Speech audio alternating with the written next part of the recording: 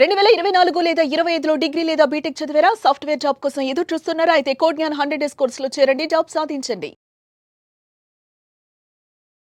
నమస్కారం అలగరి రవీంద్రనాథ్ గారు. నమస్తే అండి సిరి గారు. సార్, రీసెంట్ గానే సుప్రీంకోర్టు ఉమ్మడి ఆస్తులకు సంబంధించి ఒక కీలకమైన తీర్పునివ్వడం జరిగింది.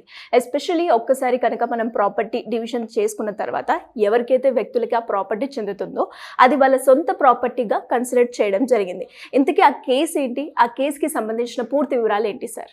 ఉమ్మడి ఆస్తికి సంబంధించి చంద్రన్న వర్సెస్ శంకరన్న అన్నటువంటి ఒక కేసుకు సంబంధించి రీసెంట్గా 2025లో ఈ కేసుకు సంబంధించి సుప్రీంకోర్టు ఒక ల్యాండ్ మార్క్ జడ్జిమెంట్ ఇవ్వడం జరిగింది. అంటే ఆ జడ్జిమెంట్లో ఏంటంటే రెండు రకాల కంటెంట్స్ అందులో మనకు వస్తున్నాయి దానికి సంబంధించి.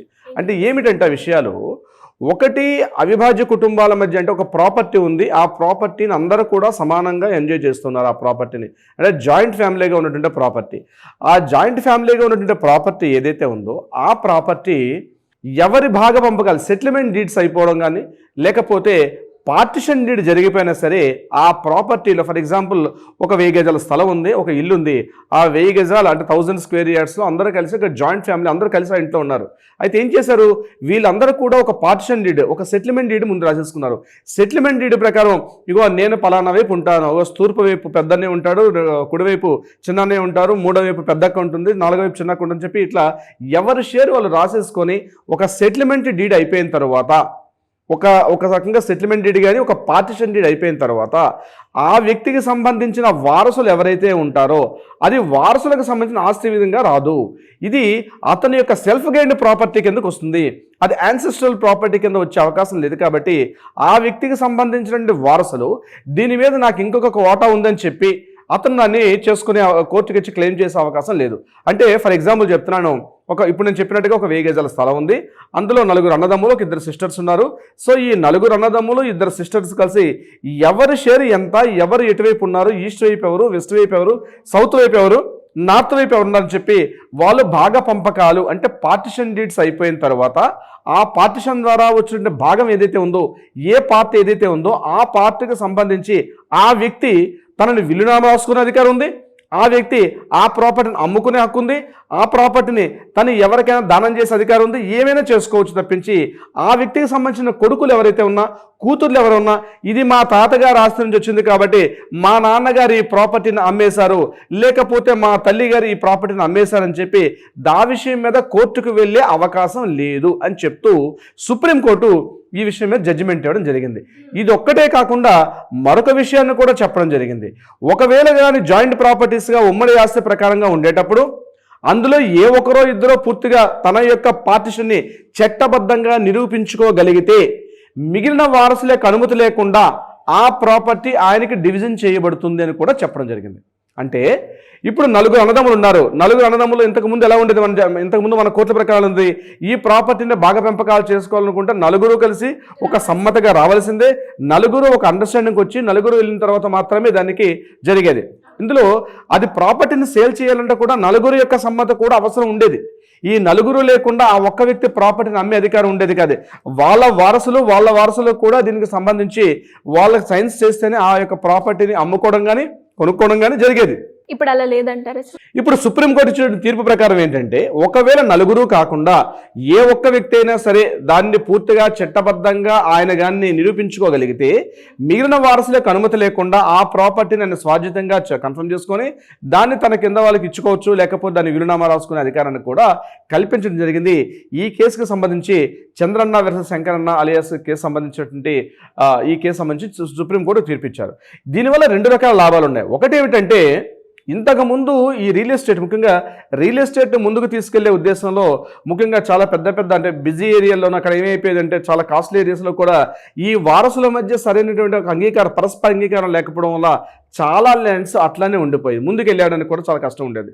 అందుకని ఏదైతే ఈ తీర్పు ఉందో ఈ తీర్పు ప్రకారం ఏంటంటే ఎవరి భాగ పంపకాల వారికి పూర్తిగా సమ్మతి లేకుండా కూడా ఏ ఒక్కరు చట్టబద్ధంగా ఉన్నా మిగిలిన వారసు అనుమతి లేకుండా కూడా కన్ఫర్మ్ చేసుకునే అధికారం వచ్చింది. రెండవది ప్రధానంగా గుర్తుపెట్టుకోవాల్సింది ఏంటంటే ఒకసారి పార్టిషన్ డీడ్ సెటిల్మెంట్ డీడ్ కానీ పార్టిషన్ డీడ్ అయిపోయిన తర్వాత దీనిని ఆటోమేటిక్గా అది వాళ్ళకి సెల్ఫ్గానే ప్రాపర్టీ కిందకు వస్తుంది. కాబట్టి కింద పిల్లలు తాతల నుండి వస్తున్నటువంటి ఏదైతే ప్రాపర్టీ వస్తుందంటే తాతల ఆస్తి మన వాళ్ళకి చెందాలి. కాబట్టి మా తాతగారు ఆస్తి మా నాన్నగారు అన్యాక్రాంతంగా వేరే వాళ్ళకి ఈ రకంగా అమ్మేసుకున్నారు అని చెప్పి వాళ్ళు దాన్ని కోర్టులో దాన్ని ఛాలెంజ్ చేసే అవకాశం కూడా ఎట్టి పరిస్థితులు లేదు. ఇది దీని ద్వారా మనకు తెలిసినటువంటి విధానం అన్నమాట. మీరు అన్నట్టుగానే ఎవరైనా కూడా పార్టీషన్ డీడ్కి సంబంధించి లేదంటే సెటిల్మెంట్ డీడ్ కనుక ఎవరైనా చేసుకోవాలి అంటే అది ఎలా చేయొచ్చు అంటారు సార్?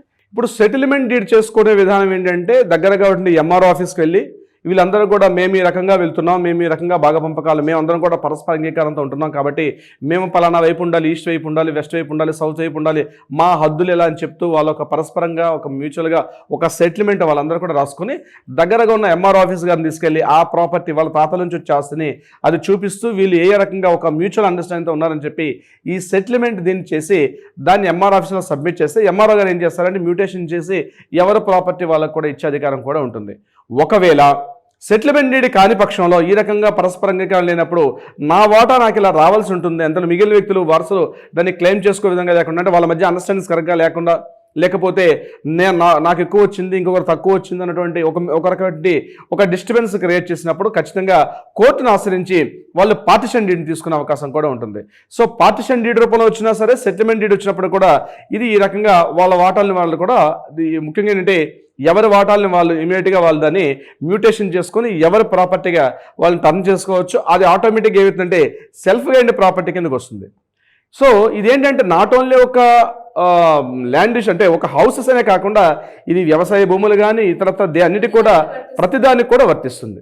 సార్ మరి చాలా మందికి కూడా డౌట్ రైజ్ అయ్యే ఉంటుంది ఈ టాపిక్ విన్న తర్వాత, అంటే ఇవి కేవలం మూవబుల్ వాటికేనా, లేదు అంటే మూవబుల్ వాటికి కూడా ఇది వర్తిస్తుందంటారా? అంటే మూవబుల్ ప్రాపర్టీస్ అంటే మీ క్వశ్చన్ నాకు అర్థమైంది శ్రీ గారు. అక్కడ ఏంటంటే బంగారం, గోల్డ్కి సంబంధించి కానీ, వెండికి సంబంధించి కానీ, ఇంకా చెప్పుకోవాలంటే కొంతమంది కార్స్, లగ్జరియస్ కార్స్ ఉంటాయి కొంతమందిలో, అంటే వింటేజ్ కార్స్ ఉంటాయి, అవి కూడా చాలా కాస్ట్లీ వస్తువులు కాబట్టి వాటికి సంబంధించి కానీ, అలాగే కొంతమంది గోల్డ్ వాచెస్ వాడతారు, చాలా కాస్ట్లీ వాచెస్ వాడతారు, ఇట్లా ఇతరత్ర వాటికి కూడా ఈ పంపకాలు చెందేటప్పుడు ఈక్వల్గా పార్ట్స్ చేసేటప్పుడు ఎవరి షేర్ వాళ్ళకు వచ్చేసినప్పుడు అది ఖచ్చితంగా ఈ సెపరేషన్ డీడ్ లేకపోతే పార్టిషన్ డీడ్ ఈ రకంగా వచ్చేటప్పుడు ఆటోమేటిక్గా దీన్ని వాళ్ళే పూర్తిగా వాళ్ళు దాన్ని క్లెయిమ్ చేసుకుంటారు, కానీ కింద మనవలు మనవరాలు కానీ వీటి మీద క్లెయిమ్ చేసుకునే అవకాశం ఉండదు. శ్రీ గారు సార్ మరి ఎవరికైనా కూడా ఇంకా ఇలాంటి విషయాల గురించి కంప్లీట్ నాలెడ్జ్ తెలుసుకోవాలి అన్న, లీగల్ పరంగా వెళ్ళాలి, నేను మీరు అన్నట్టుగానే నలుగురు మాకు ఒకే దగ్గర